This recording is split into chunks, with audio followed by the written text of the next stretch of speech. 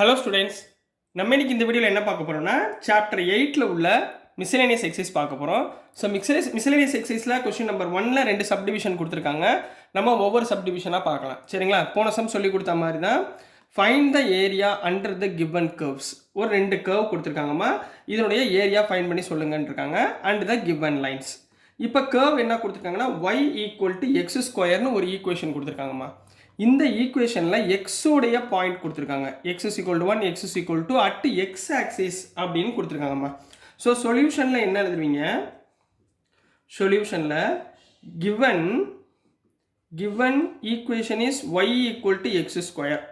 அப்போ இதனுடைய ஏரியா கண்டுபிடிக்க அவங்க எக்ஸுடைய பாயிண்ட் கொடுத்துருக்காங்க. அப்போ எக்ஸுடைய பாயிண்ட் என்ன? 1 to 2ன்னு கொடுத்துருக்காங்க. x is equal to 1, x is equal to 1, 2ன்னு கொடுத்துருக்காங்க. அப்போ இந்த லிமிட் பாயிண்டோடைய பாயிண்ட் எக்ஸ் இருந்துச்சுன்னா இங்கே என்ன இருக்கும்? dx இருக்கும். ரைட்டுங்களா? அப்போ உள்ள என்ன இருக்கும்? y.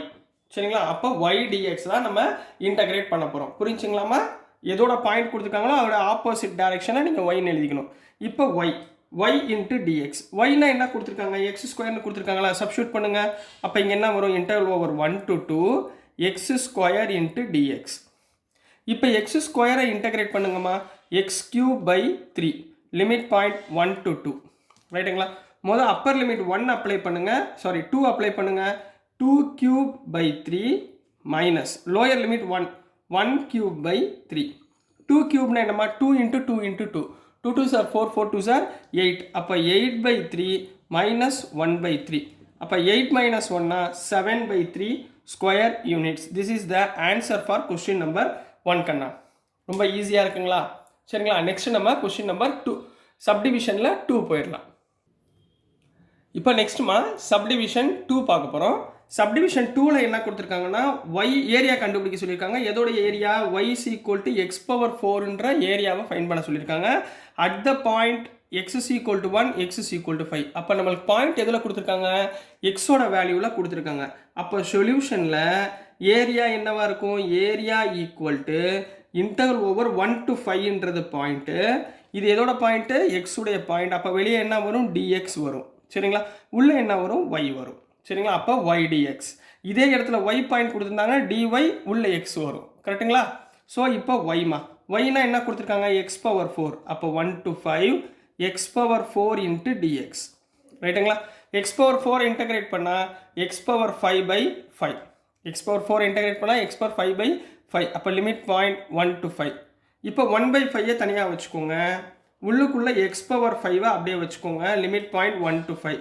முதல் 5 அப்ளை பண்ணுங்க, அப்புறம் 1 அப்ளை பண்ணுங்க. 1 by 5 வெளியே வச்சுக்கோங்க. 5 அப்ளை பண்ணிங்கன்னா 5 power 5 minus upper limit minus lower limit 1 power 5. ரைட்டுங்களா? 5 பவர் 5னா என்னம்மா? 5 இன்ட்டு 5 இன்ட்டு 5 இன்ட்டு 5 இன்ட்டு 5. அதாவது 25 இன்ட்டு 25 இன்ட்டு 5 வந்து 625 இன்ட்டு 5 3100. அதாவது இங்கே 1 by 5 வெளியே இருக்குது.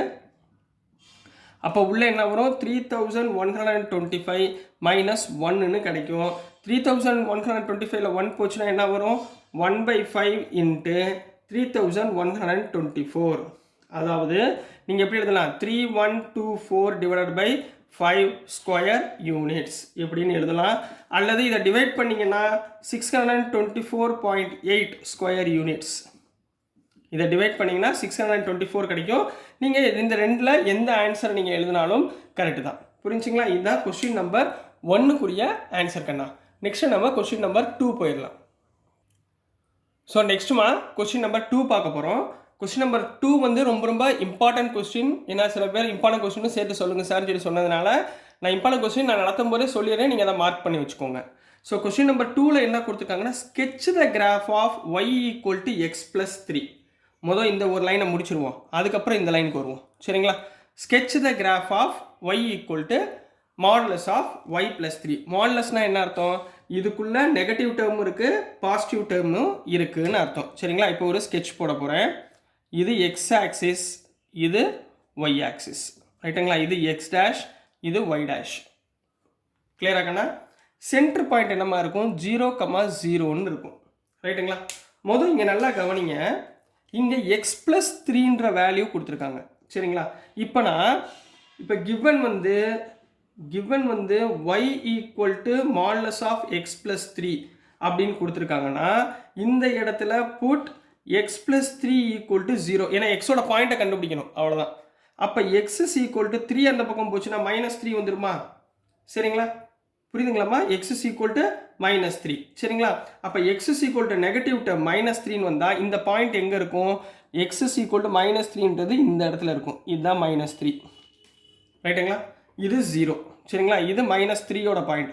அப்போ இதோடைய மாடுலஸ் ஆஃப் எக்ஸ் ப்ளஸ் 3யோட பாயிண்ட் எப்படி வரும்னா, இங்கே ஒரு லைன் இதை வந்து பாசிட்டிவாக அப்படி கன்வெர்ட் ஆகும். ரைட்டுங்களா, ஸோ இந்த லைனில் எப்படி போகும்னா, 2 டேர்ம் இருக்குது. மாடுலஸ் ஆஃப் எக்ஸ் ப்ளஸ் 3னா -x+3 இந்த டேர்மாக இருக்கும், இந்த லைனாக இருக்கும்.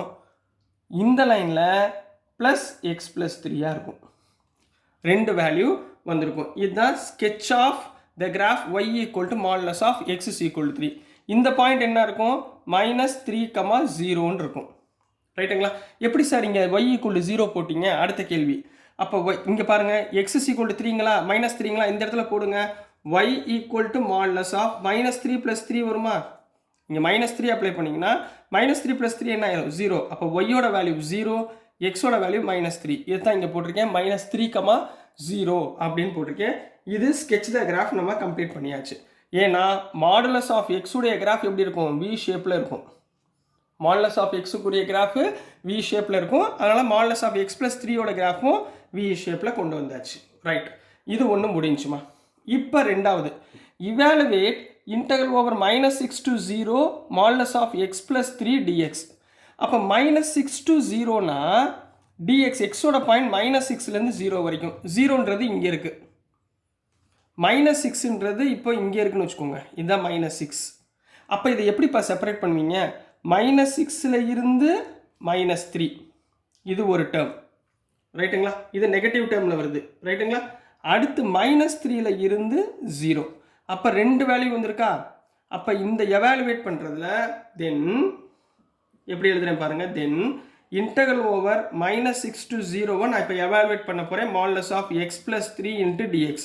இதில் ஒரு term negative, second term positive. ஏன்னா இதுலேருந்து இந்த கர்வ் போயிருதா, இது பாசிட்டிவ் டேர்ம். இதுலேருந்து இது வரைக்கும் நெகட்டிவ் டேர்ம், மைனஸ் டேர்ம். புரியுதுங்களா, இந்த ஆரோ பாசிட்டிவ் டேர்ம். அப்போ இது ரெண்டாக ஸ்ப்ளிட் பண்ணுறப்ப எப்படி ஸ்ப்ளிட் பண்ணுவீங்க? Integral over -6 to -3. இது என்ன டேர்மு? Negative term. அப்போ என்ன போடணும்? -x+3ன்னு போடணும் இன்ட்டு dx ப்ளஸ் செகண்ட் டேர்மில் -3லேருந்து 0, -3லேருந்து 0. ரைட்டுங்களா, இந்த டேர்முக்கு பாசிட்டிவ் x+3 × dx. கிளியராமா? இதுதாம்மா கரெக்டாக குழப்பிக்காமல் போடணும். சரிங்களா, மறந்துடாதீங்க, மாற்றி கீற்றி எழுதிடாதீங்க. இப்போ நெக்ஸ்ட்டு அஸ் யூஷுவல் உங்களுக்கு தெரியும், இன்டகிரேட் பண்ண போகிறோம். நெகட்டிவ் மைனஸ் வெளியே வச்சுக்கோங்க. எக்ஸை இன்டகிரேட் பண்ணால் x² 2. ரைட்டுங்களா, x² 2 ப்ளஸ் 3ஐ இன்டகிரேட் பண்ணால் 3x. Limit point -6 to -3 plus second இதுலேயே அதே தான், சேம் தான் வரப்போகுது. அதாவது x² 2 plus 3x, limit point -3 to 0. கிளியரா கண்ணா? இது வரைக்கும் புரிஞ்சுங்களா? இப்போ upper limit minus lower limit. ரைட்டுங்களா, மைனஸ் ஆஃப் அப்பர் லிமிட் என்ன இருக்குது? -3. -3 த ஸ்கொயர்னா 9/2. 3 × -3 -9. அடுத்து அப்பர் லிமிட் போட்டாச்சு, மைனஸ். Lower limit -6. -6 அப்ளை பண்ணுங்க. 6 -6 the whole square 36/2 plus minus into plus minus 3 × 6 18. Upper limit minus lower limit இந்த டேர்முக்கு போட்டாச்சு. ப்ளஸ் செகண்ட் டேர்ம் இந்த term வாங்க, 0 அப்ளை பண்ணுங்க. 0/2 plus 0 0. Upper limit minus lower limit -3 apply பண்ணுங்க. -3 ஸ்கொயர்னா 9/2. புரியுதுங்களாம்மா? 9/2 plus minus 3 × 3 9. கிளியரா கண்ணா? இது வரைக்கும் புரிஞ்சுங்களா?